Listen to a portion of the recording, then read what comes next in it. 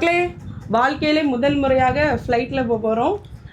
Market போகிறது, பஸ்ஸில் போகிறது, சின்ன ஒரு கல்யாண வீட்டுக்கு போகிறதே அவ்வளோ சந்தோஷமாக நினைப்போம்.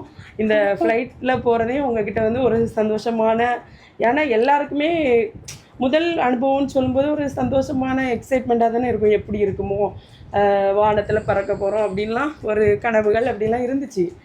ஒரு 2 நாளைக்கு முன்னால் ஒரு இன்சிடெண்ட் நடந்ததுனால ரொம்ப ஒரு சேட் ஆகிட்டு போகவே வேண்டாம்னு தான் பிளான் பண்ணியிருந்தோம். ஆனால் வந்து பிள்ளைங்க வந்து ரொம்ப ஆசைப்பட்டாங்க. நான் அந்த பிளேஸுக்கு போகிறேன்னு சொன்னேன்னா டிவிலெலாம் அதை போட்டு பார்த்துட்டு நாங்கள் விளையாடுவோம், ஸ்னோ கூடலாம் விளையாடுவோன்னு ரொம்ப சந்தோஷப்பட்டுருந்தாங்க.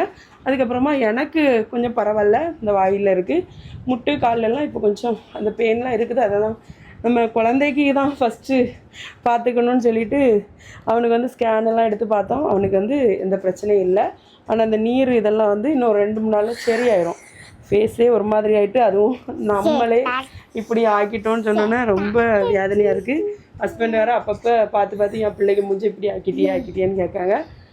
யாராவது பெற்ற தாய் வந்து பிள்ளை பிறந்து ஆக்குவாங்களா, ஆக்க மாட்டாங்கள்ல, அதே போல் தான் இருக்குது. சரி மக்களே, நிறைய பேர் தொடர்ந்து கேட்டுகிட்டே இருந்தீங்க எப்படி இருக்குன்னு. இப்போ கொஞ்சம் பரவாயில்ல. சரி, நீ ஃப்ளைட்டில் போய் அங்கே அனுபவங்கள் எப்படி இருக்குன்னு சொல்லிட்டு சொல்கிறேன். நீ வேணா பார்த்தீங்களா, காஸ்டியூமெல்லாம் வச்சு சூப்பராக ரெடி ஆகிட்டா. சரி மக்களே, பாய்.